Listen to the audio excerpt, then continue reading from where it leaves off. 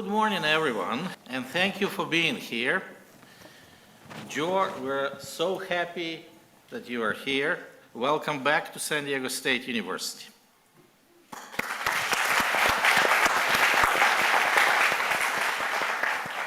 So my name is Eugene Olevsky. I'm the Dean of the College of Engineering, and before we begin, we would like to take a moment to share our land acknowledgement with you. For millennia, the Kiani people have been a part of this land. This land has nourished, healed, protected, and embraced them for many generations in a relationship of balance and harmony. As members of the San Diego State community, we acknowledge this legacy. We promote this balance and harmony. We find inspiration from this land, the land of the Kiani. Thank you. So, welcome to the President Lecture Series, and this is our signature lecture that is designed to bring together distinguished innovators, entrepreneurs, and civic leaders with our students, faculty, staff, and the community. Speakers are invited to share their professional insights and life experiences to bring about meaningful dialogue and promote knowledge, social interaction, and critical thinking. The title of our lecture today is Solving the Unsolvable. So let me speak a little bit about our speaker, Joe Kiani. Joe is a three-time alumnus of San Diego State University, receiving his Bachelor in Sciences in Electrical Engineering in 1984, and his master's degree in Electrical Engineering in 1988, and an honorary Doctor of Science in 2021. Among many other awards, he is also the recipient of the SDSU Alumni Award of Distinction. He is the chairman and CEO of one of the world's most admired medical technology companies, Massimo Corporation. Massimo grew from a garage startup into a successful publicly traded company employing now more than 8,000 people worldwide. President Biden appointed Joe to the influential President's Council of Advisors on Science and Technology, and he has been solving the unsolvable for over 30 years as an engineer and entrepreneur, and is a beacon for patient safety and innovation in healthcare. One of my personal favorites, he has been referred to as a convention-breaking maverick.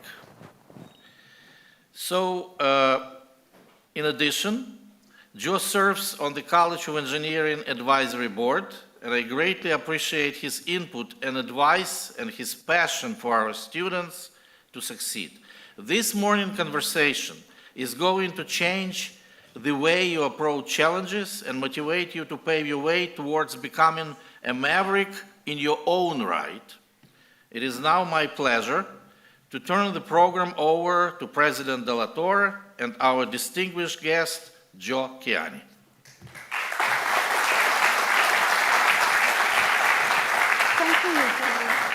And I want to take a moment here to thank you, Joe, for being here today. We're really excited about this conversation.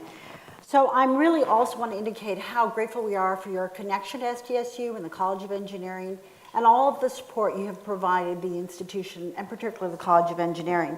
So what I want to do right now is give you a context of how we're going to have this conversation, because this is truly going to be a conversation of about 30 minutes where I'll be asking questions and we will have a candid and open response and dialogue from Joe Kiani. Now, after that, Dean Olevsky will moderate a Q&A questions from the audience, and then we'll end with Dr. Fred Harris's rapid-fire questions, which are part of the tradition of the Presidential Lecture Series, which is lots of fun.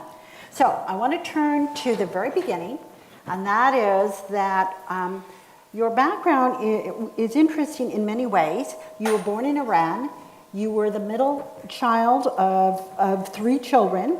Your dad was an engineer and your mom was a nurse. And you came in to the United States when you were 9 years old. So can you give us a little bit about your upbringing and how that maybe helped you in your own glide path? Absolutely. First of all, pleasure to be here. I got a chance to get here a little earlier and walk through campus. It's so lovely. It's so nice to be back here. And President De La Torre, what a wonderful thing for SDSU to have you as the president. Thank you. So yeah, let's see, I grew up in Iran, middle class. We came to the US in 1974, and my dad wanted to get his engineering degree. That's why we came here. And we were planning to go back to Iran, but then the revolution happened, and we didn't want to go to be part of a theocracy. But you know, what I think shaped me, part of it was my sister. She was unfortunately constantly in the hospital. She had some medical issues. So I was 6, 7, 8 years old, and many summers I spent the whole time in the waiting room downstairs in the hospital as my mom or dad were with my sister. So that let me really see how much suffering there is in healthcare still for everyone, not just the patient, but the families. But I think with my mom, I think she was one of the first nurses in Iran. And our whole family, she was the first educated woman. And she used to take me to her work sometimes, and I got a chance to see all the great work she was doing. And I came actually to SDSU to be I wanted to be a doctor, but I realized quickly I wasn't good at chemistry. Fortunately, I was good at physics. It came naturally to me. So I realized I better pivot and go into engineering, but somehow I found my way back to healthcare.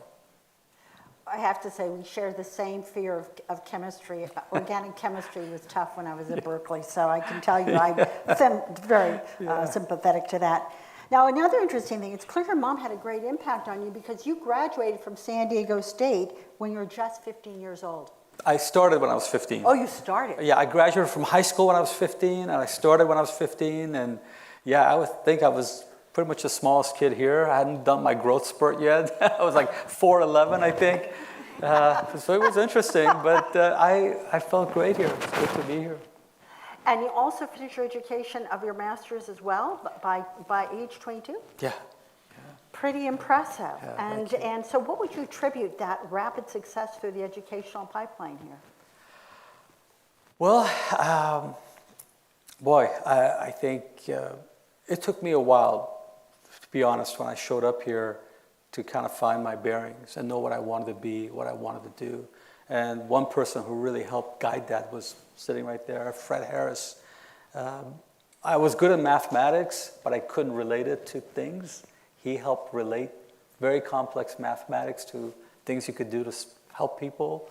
And that really inspired me to want to finish, want to get started, want to do something constructive with it.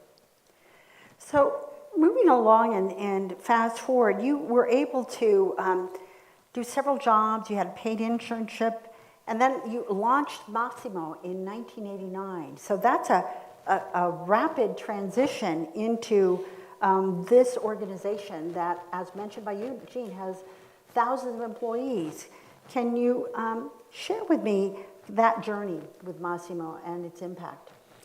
Yeah, I was 24 when I started Massimo, but I had started working as an engineer at age 18 for Burroughs. So I did have some experience for a while as an engineer. I came across a company that wanted me to work on building a low-cost pulse oximeter. And I quickly learned, because I have cold hands, if you remember when I shook your hand, when I put my finger in the sensor, smallest motions, my oxygen saturation fell from 100 to 70, 60. And I knew that was just false measurement due to my movement.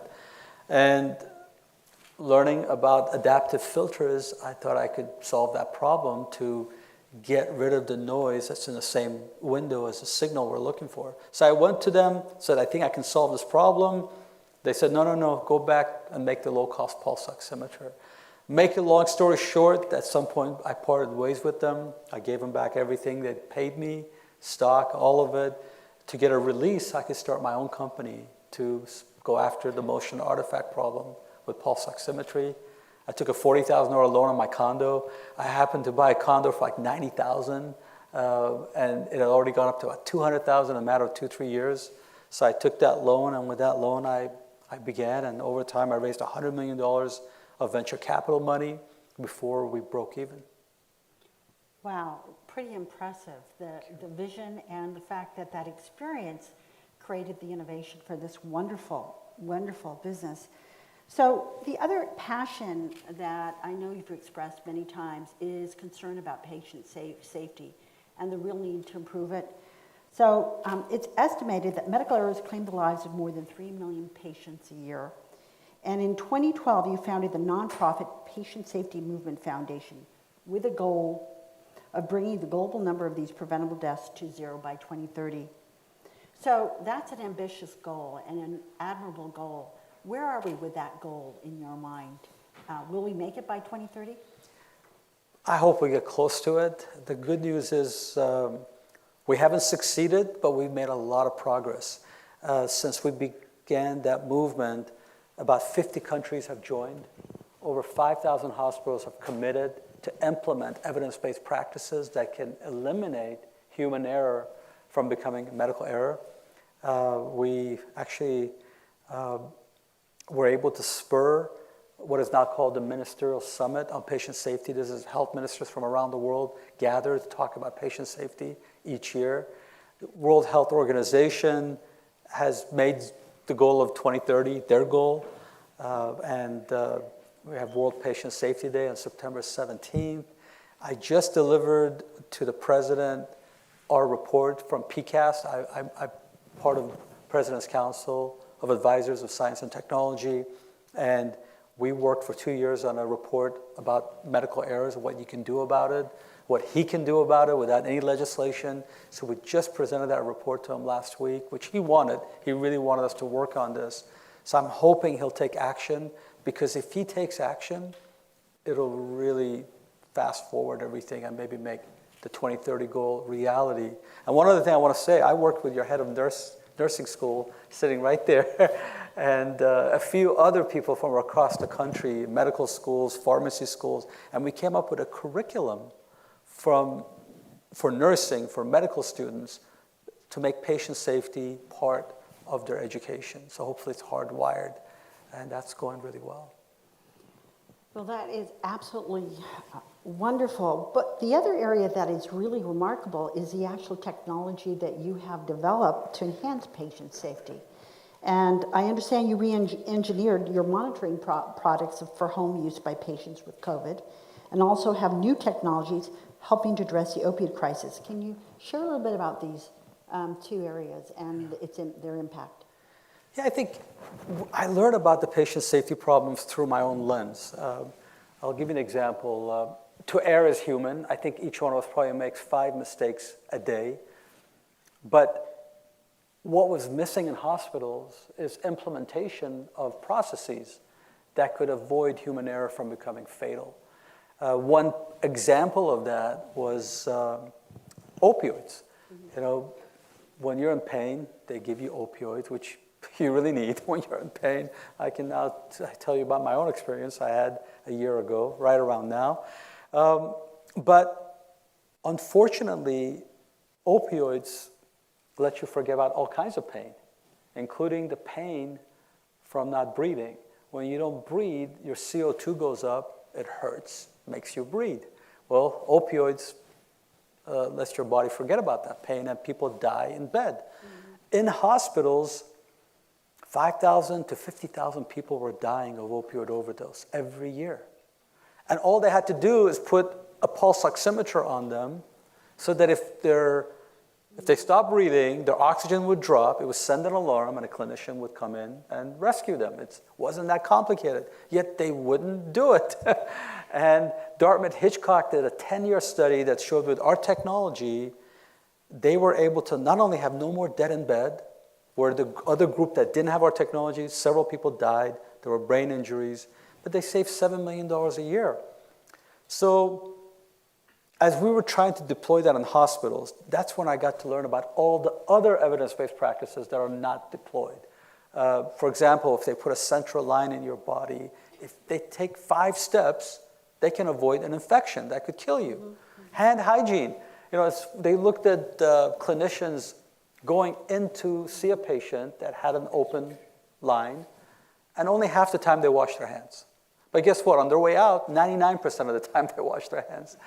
So hand hygiene is a huge problem. So that's what got me to say, okay, while our own technology can take us a certain way, there's a bigger problem. So we started Patient Safety Movement Foundation. During that process, I met President Clinton. He came and he really supported it.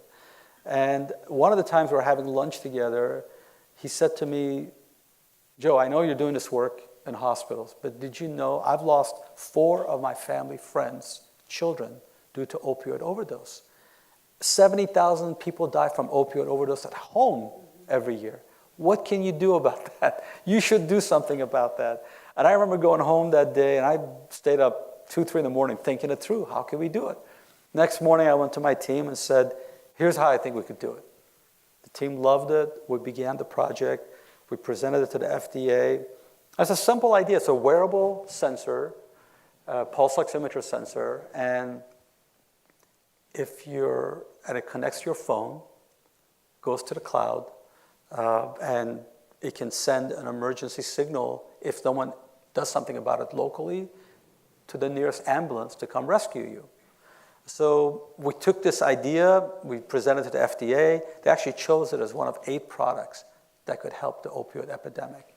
And long story short, that just got cleared by the FDA, and we're now finally launching it. But in the middle of COVID, we saw what you all were seeing, that the hospitals were so crowded that patients in the hallways, and they couldn't take care of these people. So we went to the FDA and said, we think we could use this technology made for people at home to send these COVID patients home, remotely monitor them at the hospital, and if they're ever in need of critical care, then bring them in. FDA cleared that within 2 weeks. We deployed it a month later. Hundreds of hospitals deployed it. It saved so many lives. There's a study that came out of UH that reduced mortality by 70% and saved them $11,000 a patient. So these technologies, we're very proud. In fact, we now have even put it inside a watch. This is our watch that does continuous measurement of oxygen saturation, pulse rate, hydration. Because one of the things I realized is that people that take opioids illicitly, they don't want to wear a sensor on their finger. It's a way of people knowing maybe they're taking opioids. So we thought if we made something like a watch that they could then wear, and if they got in trouble, it could send a signal to them to wake them up or to friends, and at some point the ambulance, we can hopefully save tens of thousands of lives. So we just have launched it. I'm really excited about it, and I hope we'll help this problem. Like last year, 107,000 people died of opioid overdose. 20,000 from prescription opioids. This is a kid getting a tonsillectomy or a wisdom tooth extracted, and then they go home with opioids and they die. Because people think overdose means you took too many. Some people, half the pill can kill them. So it's not like they're overdoing it, it's just their body can't deal with metabolized opioids. This is very exciting technology. Going back to your earlier statement, I was just listening to the fact that you were talking about evidence-based practices, and this clearly is going to fit within that parameter. And what struck me is oftentimes it's difficult to create the change in organizations like hospitals and clinics. How have you been successful in navigating the human factor in integrating these wonderful technologies? Well, COVID probably fast-forwarded that like 10 to 15 years. Yeah, one of the hardest things in our world is from the moment something's proven to really make a difference, it takes 15 to 20 years before it gets implemented. So this inertia is just maddening. So this whole world of telehealth, telemonitoring was forced upon everybody because of COVID. And look, we have the infrastructure now. We have high-speed internet at home that's reliable. And we have cameras and all the things you need. So especially those hospitals that use our technology during COVID, for COVID patients, they're now using it to send patients earlier home and monitor them remotely. Because hospitals are on the verge of bankruptcy, their costs have gone up. If they can transfer patients earlier out of the hospital, it saves them and it's better for the patient. Less chance of getting harmed in the hospital. So this is all fabulous. Another area of technology is that Massimo pioneered is the use of adaptive signal processing in medical monitoring devices. And you talked about this a bit in terms of the pulse oximetry, which measures the oxygen saturation. So we shared that. But one of the pieces that's important is, again, with this new adaptive signaling processing, what other opportunities and applications are there in terms of innovation and future, if you were to look into your crystal ball? Yeah. Well, again, credit goes to Fred for putting that stuff in my head. And you all, when you use noise canceling headphones, that's an adaptive filter. So it's listening to the noise outside and it's canceling that noise so you can hear whatever you're hearing better. The problem in the medical space is that there was no way to create a probe for the noise outside. And so we had to figure out how do you mathematically extract the noise from the signal to then feed it to an adaptive filter to get rid of it. It was a circular argument. We came up with some crazy cool inventions that made it work. And now we have, part of that, we also came up with this idea of parallel engines. Everyone used to calculate pulse ox one way or ECG one way. We said, there's 4 or 5 different ways you could do it. And some of them are advantageous during this type of noise, some this type of noise, some no noise, and they're less power hungry. So these multiple engines, we use them, we decide which one to use, maybe all of them, we weigh all of them. So that way of thinking, that systems theory, that wasn't applied in the medical world, it was more of an empirical way of development. We've now taken into everything we do, and others are doing it too. So we're doing it for EEG monitoring. We have dramatically improved how well we can tell how much anesthesia is in your body by using adaptive filters, parallel engines. So in an area now we're spending a lot more time. At the beginning, we used to think AI is for dummies. We thought if you really understood the problem, you'd use adaptive filters. But there's a lot of cases where you could teach patterns of what's going on to AI, and they could look for patterns where human beings aren't going to sit around looking for it or even see it as well. So now we've been using AI in predicting how the patient's going to be over time. We're using AI to know when they're about to get septic shock. So those technologies are becoming a lot more powerful. Signal processing has become a lot cheaper and lower power, so you can now do things that we couldn't have imagined 20, 30 years ago. Quite amazing. I want to turn to a statement that you made a while back, and you once said, sometimes the unintended consequences of what you do are more profound than you expect. So what was the observation that made you reflect and develop, I think, this profound statement? And again, how should our audience use this statement in terms of thinking about their own lives in the future? Yeah, well, I guess the way I came up with that is we were focused on making our technology, getting it to patients. When we hit roadblocks, instead of giving up, we fought the roadblocks. When we entered the market in the hospital, our competitor had 90% market share. And we tried to work with them to have them integrated, but they didn't. Instead, they decided to compete with us, even though our technology was literally 30 times better than what was out there. Well, they began signing up contracts with the group purchasing organization. These are the middlemen between hospitals and suppliers. I paid them millions of dollars to exclude us, not let Massimo in. So as we fought that, New York Times author Walt Bogdanich, who actually broke the nicotine story years ago when he was at Wall Street Journal, He called me up and said, I can't get any company to stand up and speak up about this. They're afraid of getting blackballed. But I know it's a problem. I know what it's doing to you.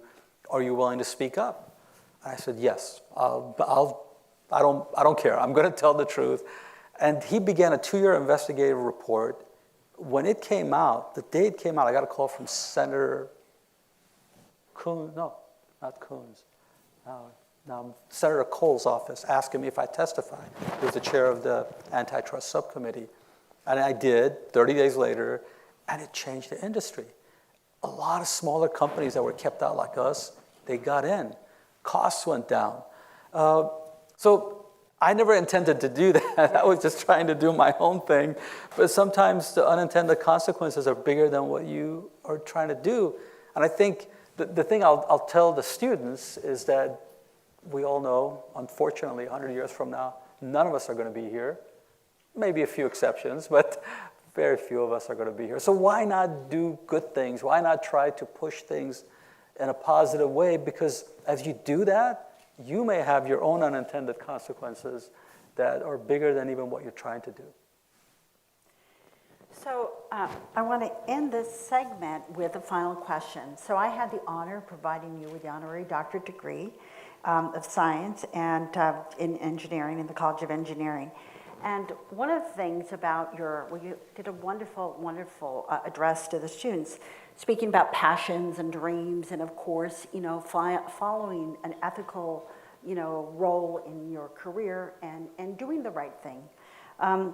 But what is interesting here is also is the issue of legacy, and the legacy is oftentimes linked to the deeds.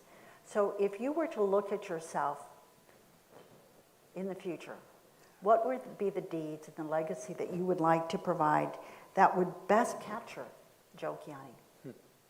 Thank you. Well, I hope when I die on my stone, it'll say, a very kind person. I think that's the best thing you can be. I think, I believe in this idea of micro-fixing, fixing the things that you have the power to fix. There are some problems in our world that is way too big for us. And think about it. When I love what we were talking about, the Native Americans that used to live here. If you try to stop the settlers from taking it 200 years ago, 300 years ago, you couldn't have. You couldn't have. And now we look back and we honor them, but we took their place. So there are problems that are just way too big for us. And if you try to attack those, you may not get anywhere. You may harm yourself and people you love. But you should go after the things you can fix, the things that are your size, maybe a little bit bigger than you. And I think if you do that, that'll be your legacy. And I hope mine is, at the end of the day, it's about trying to do kind things whenever I can. Well, I have to say that you have, I wouldn't say macro-fixed, many things, and that your legacy will be a substantial legacy. And we're just so proud to have you as an alumnus and somebody who is a role model for all of us here today.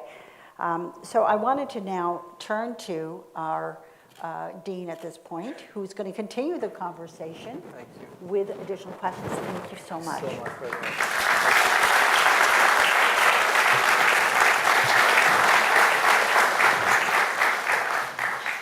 So now we will have Q&A session, and we would like to hear, of course, from as many of you as possible. So therefore, we would appreciate if you would keep your questions short and succinct.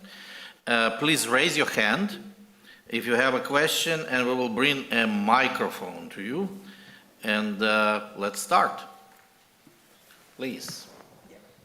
Hi, my name is Josia Lopez. I'm a third-year electrical engineering student here at San Diego State. And my question is, when you were talking of unintended consequences, I know before the article, I think you were also facing almost having to close Massimo because of the roadblocks they faced, Massimo faced. What kept you persevering, even though there was a huge monopoly on medical devices and everyone was saying no to you? Yeah, well, I think it's a really good thing my name is Joe, because average Joe can survive, can thrive if you don't give up. If you have a good idea, if you have something that you think is going to help people, you just can't give up. Yeah, we were not only facing this anti-competitive practice in the hospitals by them, but also they took our technology, they infringed, so we got into a very costly patent infringement litigation with them. I was in debt to a tune of $5 million. We were about to get wiped out, but we just didn't give up. And thank God we won that litigation.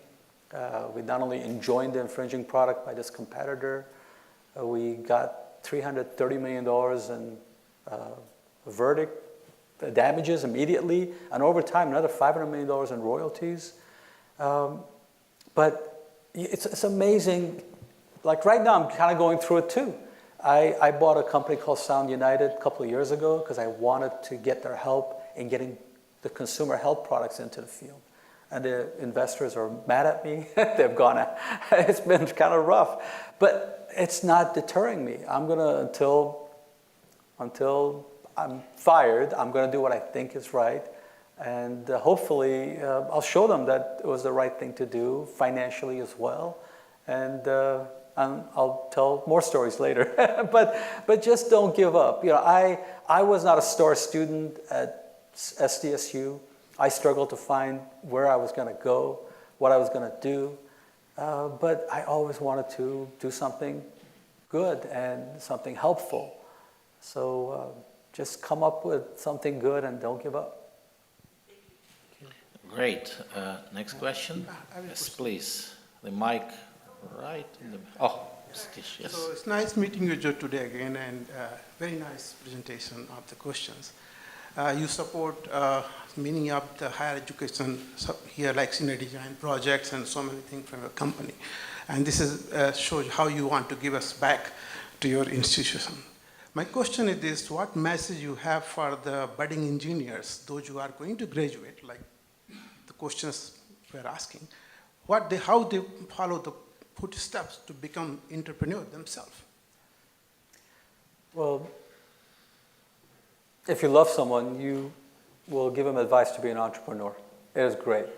And I'm so happy I did it. And I think, I really do think anyone can do it. I think that the trick is to take what you've learned and do something new. You know, we talk about solving the unsolvable. Go after hard problems. Don't go after slight improvements. Go after things people kind of gave up on and go solve them. It's such an amazing moment in time with genetics, with AI, with so many things. I mean, I think about, you know, we have our problems. Look, we've got global warming, but I think we're going to invent solutions to deal with it. Just like we invented soap that dealt with bacteria that was killing people. I've seen already cool ideas come out how to capture carbon from the air. So, yeah, just try to understand something that's a problem in this world and see if with your background and your ingenuity you can solve it. Thank you. There was a question here in the middle.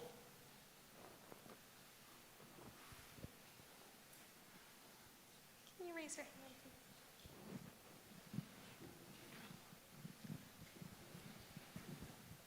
Yeah, I'm a business major in entrepreneurship. My question was, so when you had this as a startup, what would you say was like your main struggle in it, and how did you solve it? Main what? When you had this as a startup, Yeah. what was your main struggle, Yes. and how did you solve it? Oh, wow, so many. As an entrepreneur, your biggest problem at the beginning is how to fuel this enterprise. So you need financing. So hardest thing, I'm so happy I don't have to do it anymore, was raising money. So one of the things I did, and I think was really good, is I would raise enough money for 18 months. And that gave me a year with my team to show progress. So next time I would go look for money, we could point to the progress made over the past year and hopefully raise the next round at a higher valuation. But it typically took 6 months to raise that round. So you had to give yourself about 6 months to raise it. So that was one of the hard things. Of course, the product was really hard. The textbooks lie. Those algorithms don't quite work the way they're supposed to, so you have to go fix them. We really had to go build a road while we were building the engine and the car. But surround yourself with super bright people. I was lucky. I came across this brilliant young engineer, Mohammed Diab, who is my partner, and he was gifted. And he and I would spend breakfast, lunch, and dinner together. It was just the two of us for many years, and we, with his big help, we came up with solutions how to solve these problems. So, right now we have about 1,000 engineers, but literally 20 of them are the ones who are really the creative ones. Now, we don't suffer fools. We have incredible engineers, all of them. But ingenuity and thinking outside the box, that's hard to find, and you gotta teach people, you gotta find people that can do it. Thank you. Question here. By the way, Mohammed went to Cal State Fullerton. Best schools. You're in a really good place. This is where you learn real good work, not theoretical only. So happy to see one of our entrepreneurship students asking such great questions. Last week in class, we were doing a case discussion about a company playing in the area of pulse oximetry, and they were trying to apply it in a hospital setting, and they ended up moving to baby monitors. And so that led us into a discussion of what is platform technologies, and we talk about, okay, if pulse oximetry is the platform technology, what are some applications where it can be applied? So the fact that you're doing this work in pulse oximetry, what other areas do you think the technology might be able to apply? Well, what do they say? When you're a hammer, everything's a nail. So we're a pulse oximeter company, so everything needs pulse oximetry. When I started Massimo, one of the reasons I wanted to solve the motion artifact problem with pulse oximetry, that's when patients move, is to monitor babies at home. A lot of babies were dying of what is known as sudden infant death syndrome, SIDS. And now I think the number's dropped, but it's about 5,000 a year still. So, in fact, we call our project Stork, because that was the end goal. And I hope you were talking about our company when you had that discussion, because just recently we launched Stork, 35 years later almost. But we didn't want to compromise on performance. So we waited till we could reduce the power consumption of our technology, which used very high-speed floating point processors that at the beginning were costing us 4,500 milliwatts. Now we can do it under 20 milliwatts. But other projects, opioid overdose. I mean, what happens? You stop breathing, your oxygen drops. Other projects, we think people with COPD at home, congestive heart failure. We believe between our SpO2 and hydration index, we can help them dramatically. Asthma. My son had childhood asthma, and first time when he got the attack, I went to the emergency room. And what do? They put a pulse ox on him. So after that, I put my own pulse ox on him, and I would track him to make sure it's not too low. And we have something called PVI, which measures how hard you're struggling to breathe, or on mechanically ventilated people, how much fluid you have in. So I would use the PVI part of it to know where he's at, and when he had the attack, it would be high. We gave him an inhaler, it would drop. So there is a myriad, and COVID put pulse oximetry on the map. Before then, people just knew about ECG and blood pressure. So COVID, people realized one of the symptoms is what's known as happy hypoxemia. Normally, when your oxygen is low, you're struggling, you're unhappy. But with COVID, you just smiled right through it, you didn't feel it. So pulse ox was a way to know if someone was really sick. If their oxygen was 92% or lower, they needed critical care. So I could keep going on, but there's a lot of cool applications. We're just getting started. We monitor over 200 million people a year in hospitals, and we think hopefully in the next decade, we'll be monitoring about 1 billion people at home. Yeah. Thank you. Okay, question right next to the mic. Yeah. Well, first up, thank you, Mr. Kiani, for sharing this amazing story, very inspiring to many of us. And I think that my question for you, it was partially answered by you, saying that you surround yourself with talented and bright people. But, you know, most of us on our daily basis encounter with a lot of problems, maybe not as complex, of course, as of saving lives or, you know, like worldly problems like you have faced in your life. But I would like to ask you, if you go by any principles that maybe can help us think of a solution, like you also mentioned that thinking outside the box, or maybe if you go by any mental models that you use on a daily basis to really find a solution to a problem, how do you apply that to your daily lives and something that maybe we can take from those advice, please? Thank you. Thank you for asking.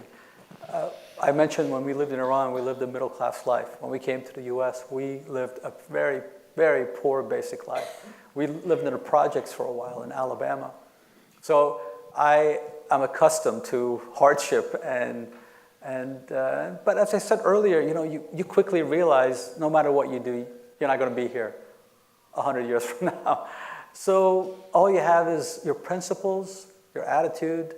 And yeah, I do have some guiding principles that I came up with right before I started Massimo, and I shared them with Massimo team. As we got bigger and bigger, they loved it. So it's now Massimo's guiding principles.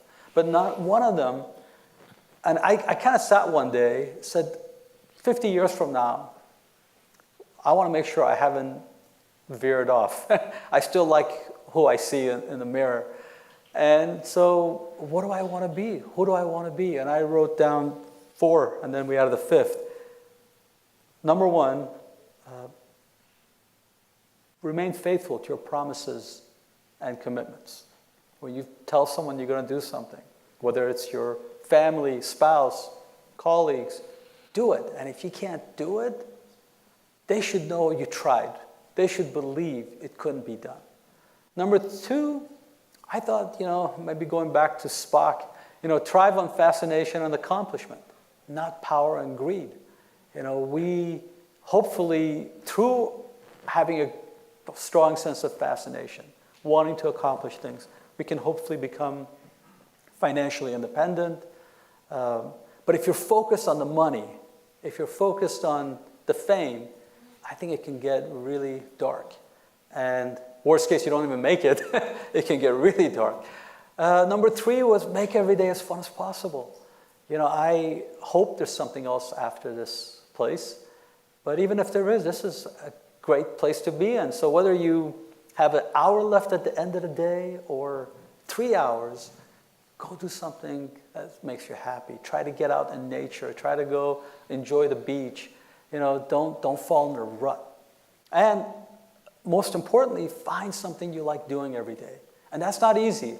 I was unhappy with the work I was doing until one of my jobs that really turned me on, and I started looking forward to Mondays. But you got to find what you enjoy doing, because you spend way too many hours of the day doing it to be miserable at it. And last but not least, grow yourself individually. If you can take problems with yourself and be honest with yourself, it's a personality trait, it's a limitation of knowledge. Try within a year to resolve some of them. Those were my guiding principles. And then we added do what is best for patient care, because I sat in a trial for 7 weeks and watched how that company that could have done the right thing for patients didn't, and now we're in the hot seat. And by the way, we now are the #1 pulse ox company in the world. And so, yeah, being bad does not pay. A question here. Yeah.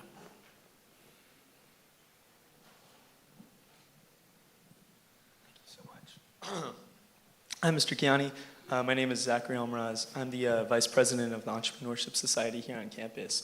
I just would like to take it back to a different question. I was going to ask, how has your personal experiences, not only within your family, which you kind of answered at the beginning through your sister, but as an immigrant, helped define and influence your vision within Massimo? Well, I'll tell you, I had an amazing immigrant story. Sometimes I read people saying how people were mean to them, people were not accepting of them. We first moved to a tiny town called Albertville in Alabama. They were so welcoming. They actually threw a party for us in the city hall. I think we were the first kind of white people with black hair, and they weren't used to that. We were greeted really nicely. But all along, everybody was nice. No one tried to trip me. When I started Massimo, the whole community wanted to help. So I think what really shaped me is probably a lot of positivity around me, even though we sometimes lived really basically and poorly. I said I live in their projects. We were, I think, one of two white families in the whole place. It was safe. The neighbors were so nice to us. I remember one time I heard gunshots. I looked out. Police were shooting at a couple of guys running away right outside my bedroom window. So I think we just have to know that everybody wants to be happy. Sometimes, unfortunately, we're designed to get happiness from doing bad things. But if you can just look for like-minded people and see them, they're mostly out there, and yeah, they can be your community. I just have one more follow-up question. Thank you so much for that. The people that you surround yourself with, how were you able to obtain those connections? Because that's something I've struggled with a little bit, but I've started to gain that here at SDSU, searching for those positive, influential people that will build you up. How did you do that in a professional setting? I always play the long game. I don't try to immediately go meet everybody and be best friends with everybody. I try to just be myself, and I also have positive intentions, and I think people figure that out. Sometimes people you fight with, you end up becoming best friends with, because if you have good intentions, they figure that out, and if they have good intentions, you figure that out, and you realize, oh, this is what was going on, and we can move on even closer together. So yes, I think just be true to yourself. This world of social media and people trying to pretend to be things they're not, it's toxic, and it's not what life is. Just build yourself up every day and tune everything else out. Thank you so much. I think we're time for one more question here. My name is Lambert Ninteman. We actually met 10 years ago. I'm a third-year PhD student in electrical and computer engineering. Fred is actually my advisor. Like you, Lucky I've got you. right? Yep. I got a pack of degrees from SDSU as well. Did my MBA and Master's in Computer Science here. Now in my working on my PhD, and full time, I'm also the product owner globally for generative AI at Thermo Fisher. So it's really exciting, and it's great to be here today.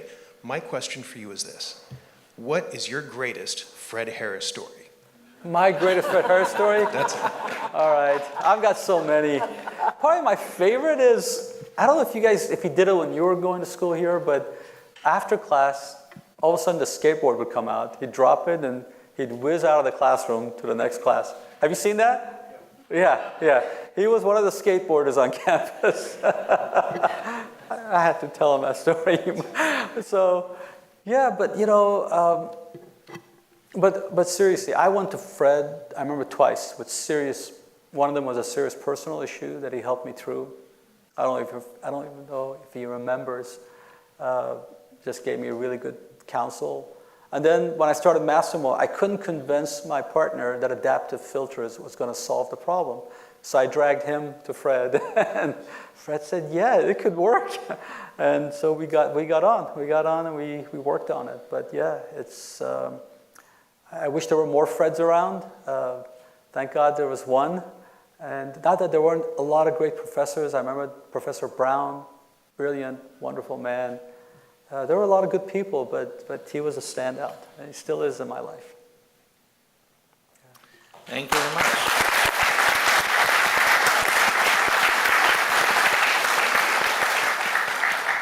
Thank you very much. This concludes our Q&A session, and we have a few minutes that we would like to conclude the program with the rapid-fire part of our program, where we ask Joe a series of questions, and I want you to respond with the first response that comes to mind. And Oh, that's dangerous. the questions will be asked by Dr. Fred Harris.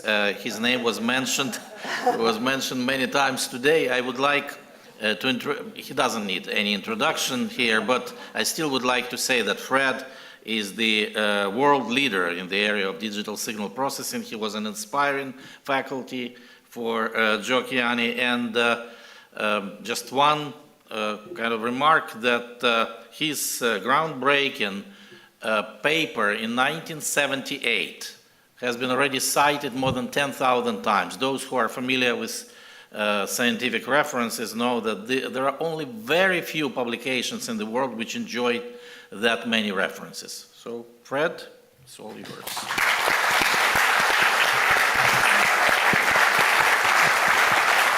Thank you, thank you. I'm going to sit here, right? I said so many nice things, so you won't go too hard on me. Oh, okay. I have to make a little comment about the skateboard. There are signs all over campus saying no skateboarding. And I would skateboard all the time. And a policeman pulled me over one day. And he thought he had caught a student and was embarrassed to find he caught a faculty member and didn't know what to do about it. Okay, Joe, I have some questions here. What is the best piece of advice that you ever received from someone? Find a place you want to live and start your career there. Not bad. I did that. Okay. And what is your favorite word? Wow, my favorite word. Kindness, how's that? Okay, what's the other side? What's your least favorite word? I deserve something. Oh. I hate when people say I deserve something. Right, right. Yeah. And who do you admire most? Besides you, I admire poets. And one of the greatest was Hafez from Iran. And but some of the modern poets, like to me, are the people who write the songs, like John Waite, like I don't know, Neil Peart, Alex Lifeson from Rush, Roger Waters, Pink Floyd. So those are my favorite people. Okay, thank you. If you could invite any three people to dinner, who would they be? You? Do they have to be living or not living? They don't have to be living. I'd invite Hafez over, and invite Roger Waters over. Okay, thank you. Your favorite film? My Blade Runner. The first one. Blade Runner. Blade okay. Runner. The second one wasn't that good. And last, tell us something about an interesting or surprising thing about yourself. Surprising. I'm such an open book. I don't know. Maybe my love for music. I drive my family crazy. It's always on. Okay, well, very good. The That's all I have to say. Nice. Okay. Well, you and I can continue over lunch. Thank you. I'm very proud of my adopted son. Oh. Thank you. Thank you. Thank you. Thank you so much. Fred had to cancel a bunch of important things to be here and videotape his classes to be here. So thank you. Thanks for coming, Fred. Thank you. By the way, you didn't say Fred was teaching here for 50 years. Yes. 50 years. 50 plus years. And he has a lot of accomplished students. I think one of them is Peggy Johnson, who you guys gave an honorary degree to. And he, after teaching for 50 years here, Fred is Professor Emeritus of San Diego State University. We are very proud having him. And actually, this concludes our lecture. On behalf of SDSU, thank you all for coming. May you each be inspired by Joe's story. From coming to America as a 9-year-old, only knowing 3 English words, to graduating from SDSU at the age of 22, with both bachelor's and master degrees in electrical engineering, to starting Massimo in a garage, to solving the unsolvable. May each of you find inspiration and motivation to make the world a better place using your San Diego State University education. So with this, I would like to thank you, Joe, for sharing your personal story. And I would like to say that you are an important partner with San Diego State, and your dedication for improving the quality of our lives and the lives of those around us is appreciated and very impressive. Thank you very much, President de la Torre, for hosting this dynamic forum so that we can learn from one of the world's greatest entrepreneurs and business leaders. Thank you, Fred, for asking Joe this whimsical questions so we could get to know him even better. Thank you all for joining us. Enjoy the rest of your day. Thank you, Eugene. Thank you.